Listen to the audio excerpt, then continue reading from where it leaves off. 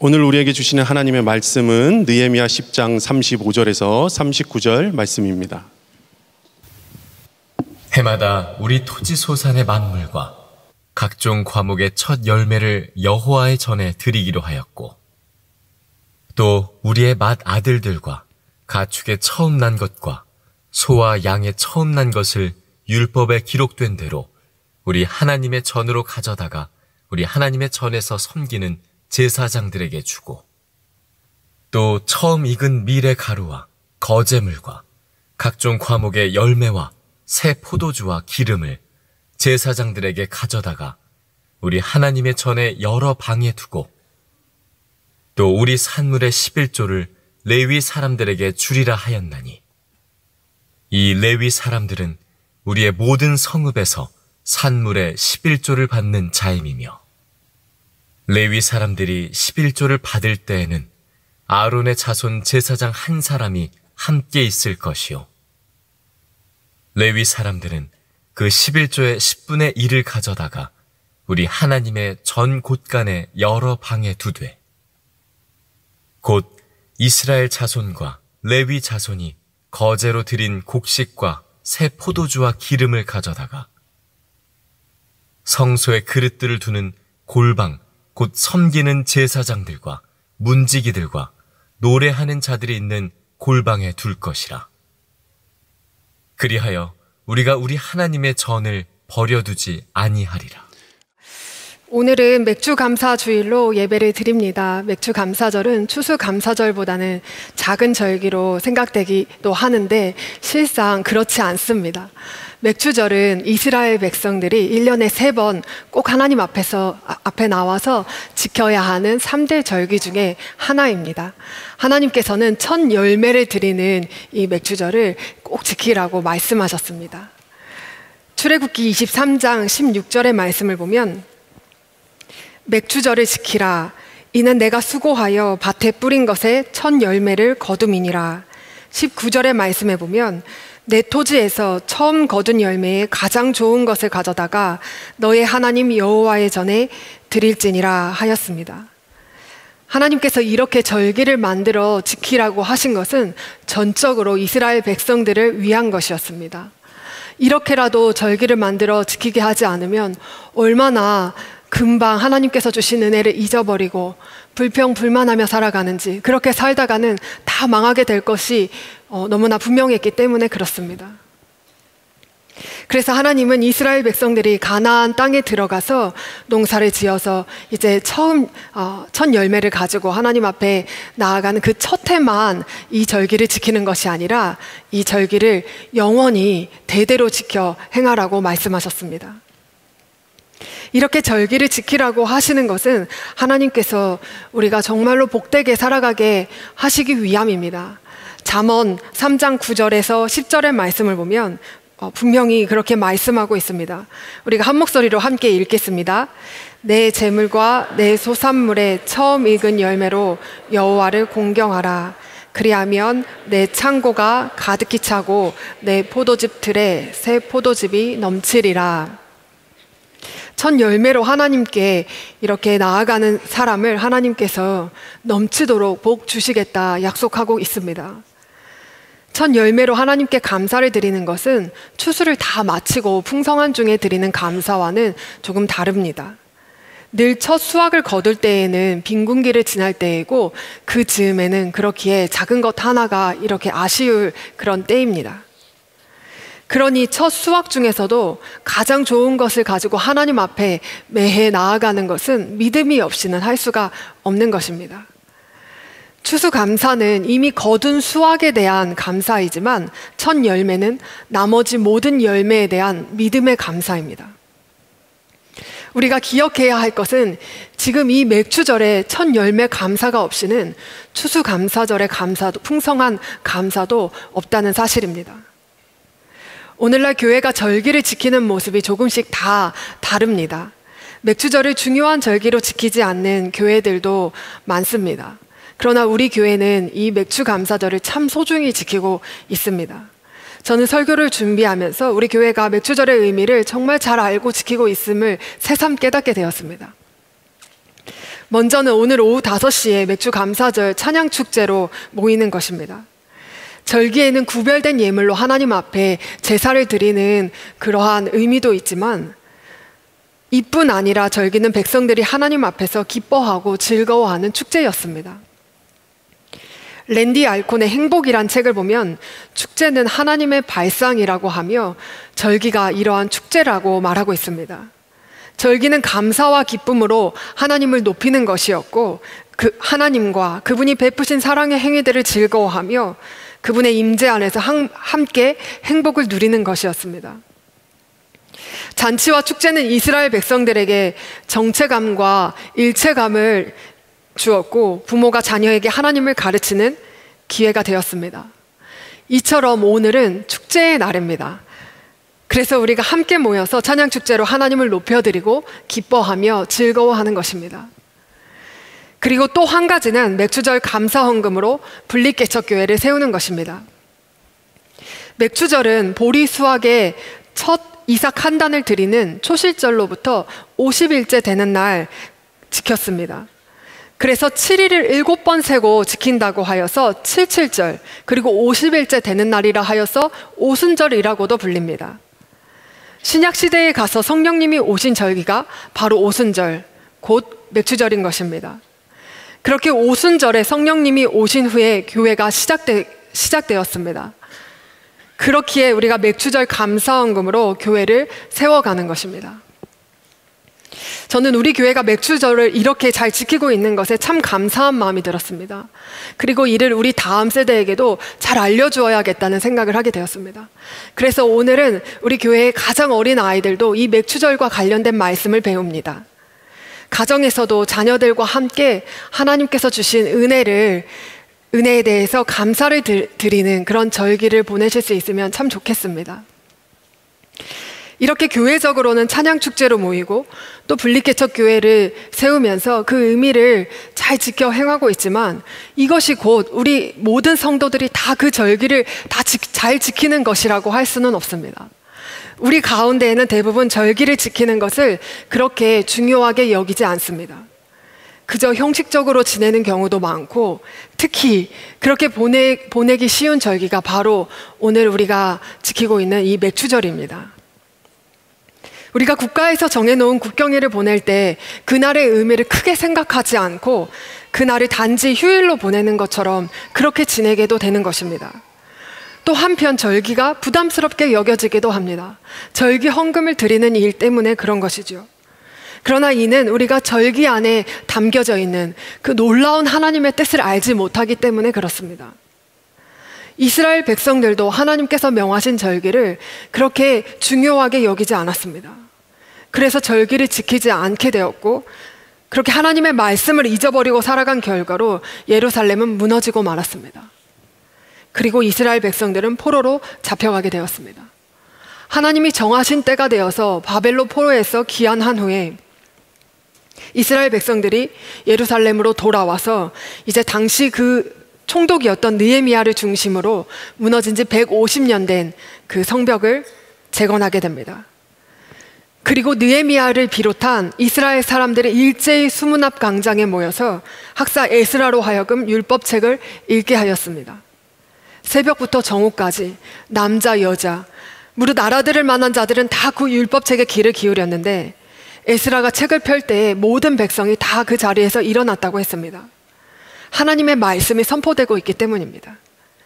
이렇게 백성들은 율법의 말씀을 들으면서 다 울 수밖에 없었습니다.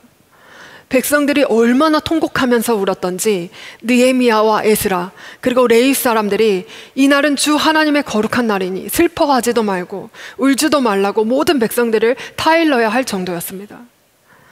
이렇게 율법의 말씀을 깨닫게 된 이스라엘 백성들은 하나님 앞에 자신들의 죄를 자복하며 이제부터 하나님의 율법을 따라 살겠다고 결단합니다.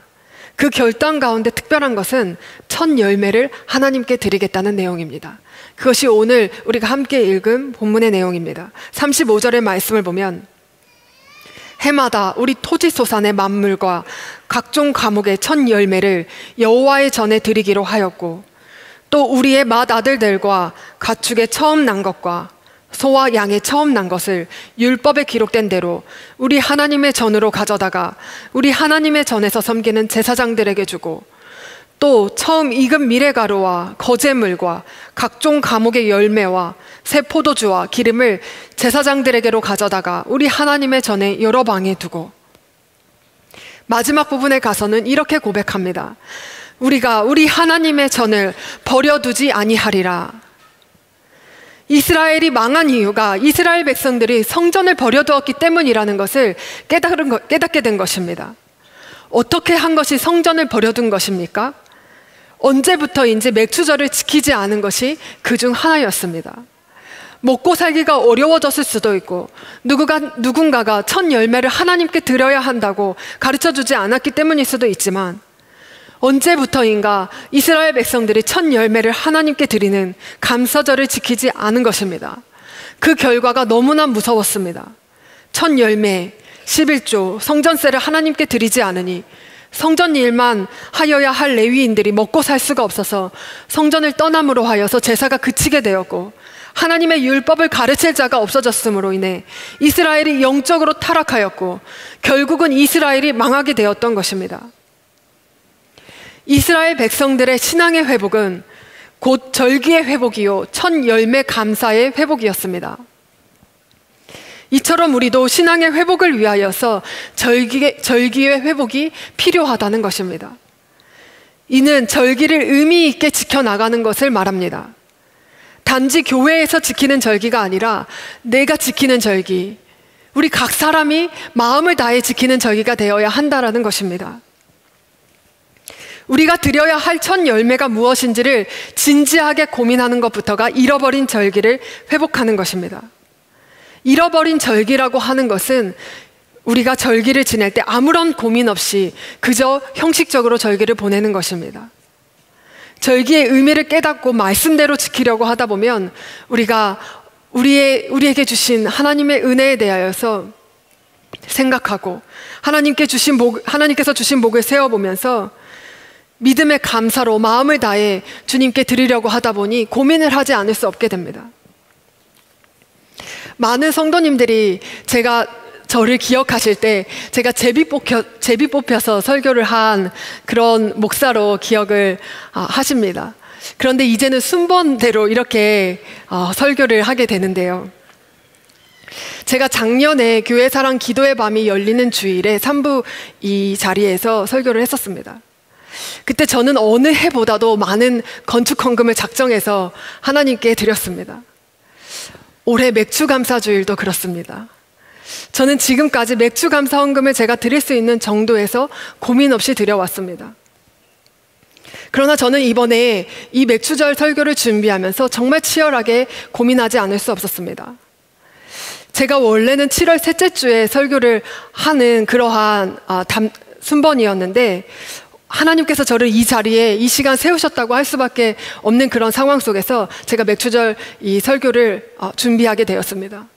그러면서 하나님께서 이것이 저에게 주신 축복이라는 것을 깨닫고 그 은혜에 너무나 감사하지 않을 수가 없었습니다.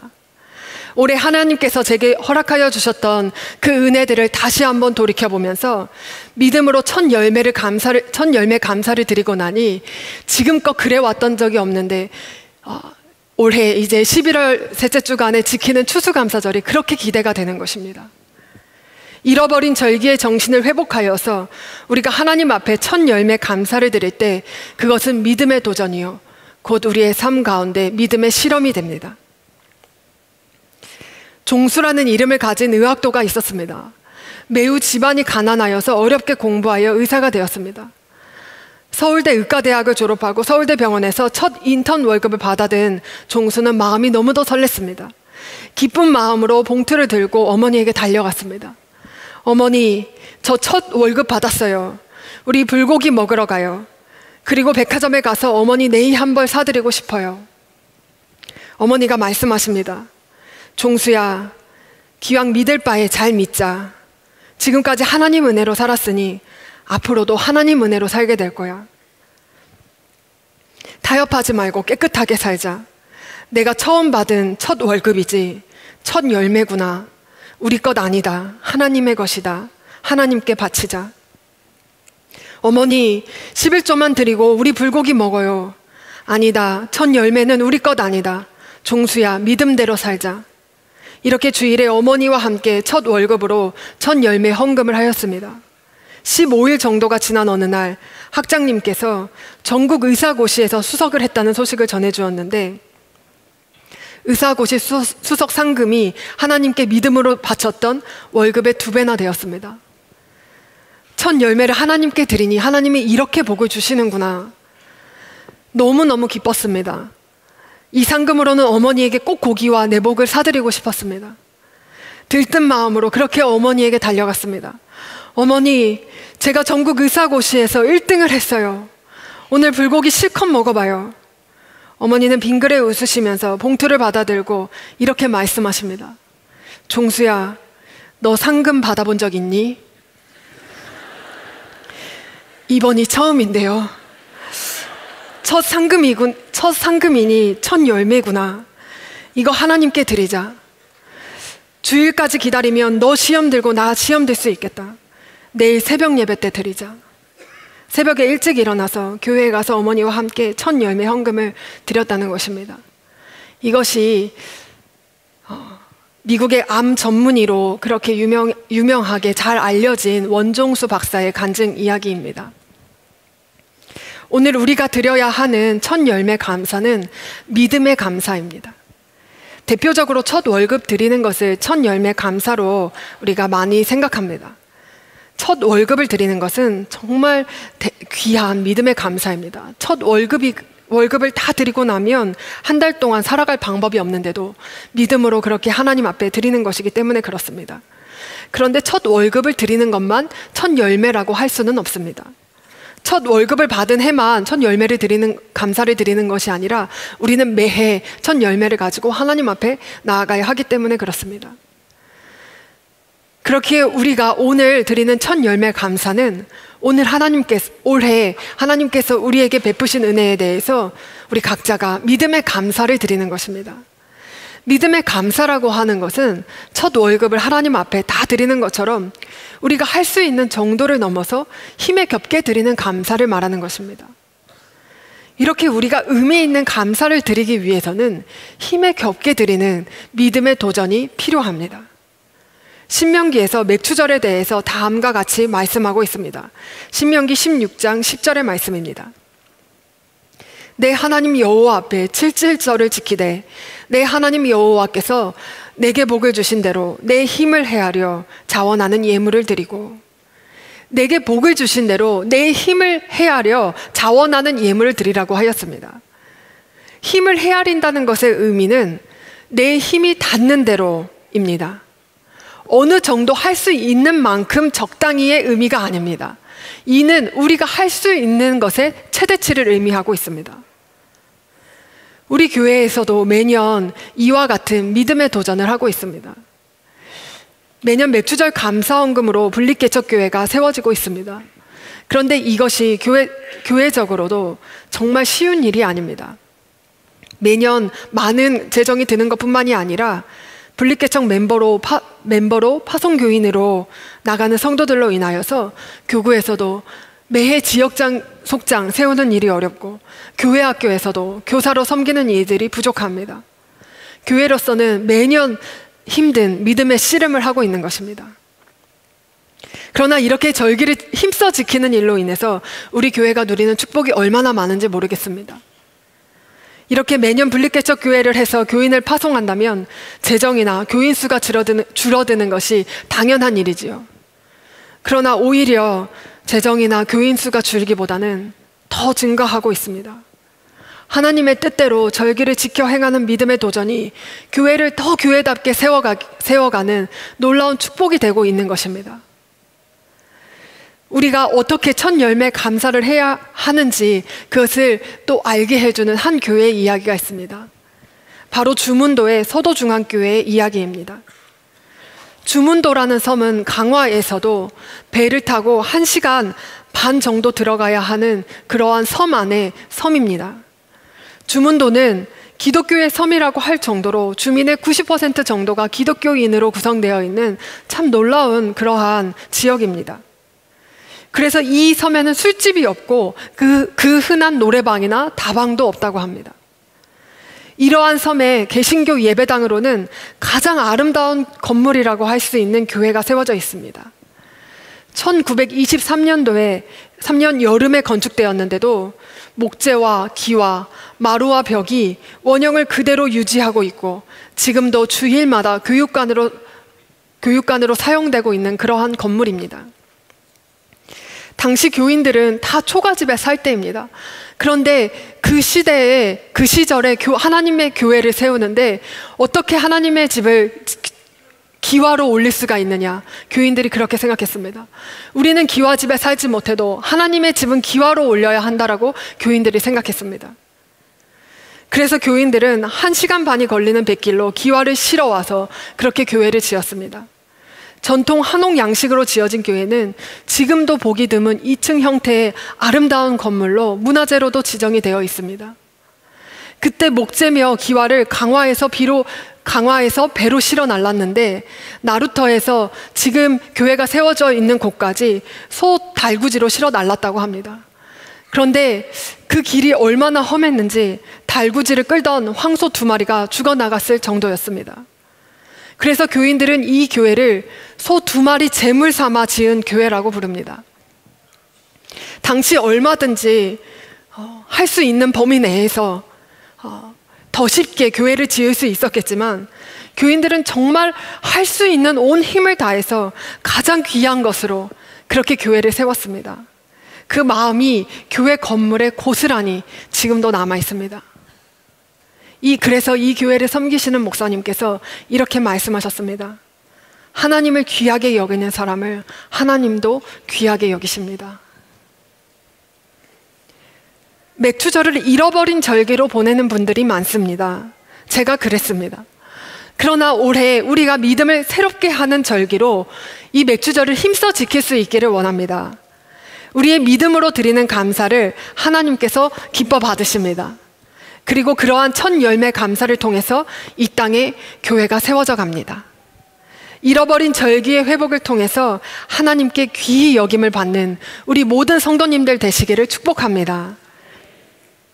오늘 우리가 매년 맥추절에는 성찬을 받습니다. 너무 놀라운 것은 예수 그리스도가 우리의 첫 열매가 되신다는 것입니다. 고린도전서 15장 20절 21절의 말씀입니다. 그러나 이제 그리스도께서 죽은 자 가운데서 다시 살아나사 잠자는 자들의 첫 열매가 되셨도다. 사망이 한 사람으로 말미암았으니 죽은 자의 부활도 한 사람으로 말미암는도다. 우리는 성찬을 통하여 부활의 첫 열매 되시는 주님과 하나 되는 은혜를 누립니다. 성찬에 참여한 우리가 다 주님의 날에 주님과 함께 다 부활에 참여한 자가 된 것입니다. 우리가 이 시간 성찬을 받기 위해서 함께 기도하겠습니다. 올해 하나님께서 우리에게 주신 은혜를 기억하며 첫 열매 감사를 믿음으로 드리게 하여 주옵소서. 우리의 첫 열매 되시는 예수님과의 온전한 연합을 누리게 하여 주옵소서. 우리 통성으로 함께 기도하겠습니다.